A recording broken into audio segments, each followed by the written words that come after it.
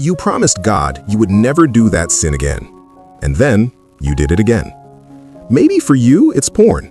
Maybe it's anger or lust or lying. Or maybe it's something nobody knows about. Whatever it is, you know exactly what I'm talking about. And every time you fall, you get on your knees, you promise God this is the last time. You make it for 2 days, maybe 3, and then you're right back. And the shame of it is making you feel, maybe God is tired of forgiving me. If that thought has ever crossed your mind, watch this to the end, because by the time this video is over, you will know exactly what God thinks about you in the middle of that struggle. Because right now, you might be carrying something heavy. You replay the moment in your mind. You question yourself. You wonder how you ended up here again.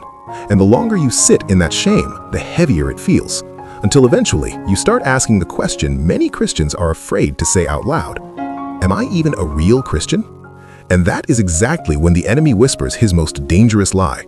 If you keep falling, God has given up on you. But that is not what the Bible says.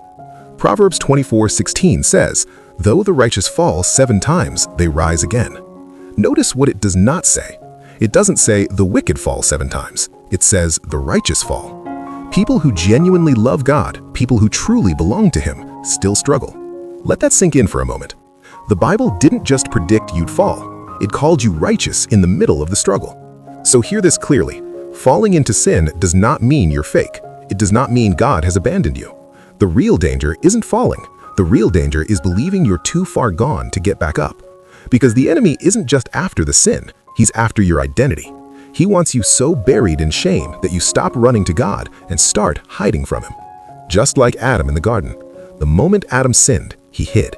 And that's exactly what shame does. It makes you run from the only one who can actually heal you. But think about this. The fact that you hate what you're doing, the fact that you keep coming back to God even after you fall, that is not the behavior of someone God has abandoned. That is the behavior of someone God is still working on. Now, many people think the way to stop sinning is simply to try harder.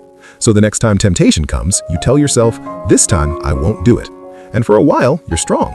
But eventually, the pressure builds, and before you realize it, you've fallen again. Because fighting the same battle the same way every time rarely leads to a different result. But here is the part most Christians never realize about repeated sin. Real change usually starts when you ask yourself one honest question. What am I doing that keeps opening the door to this sin?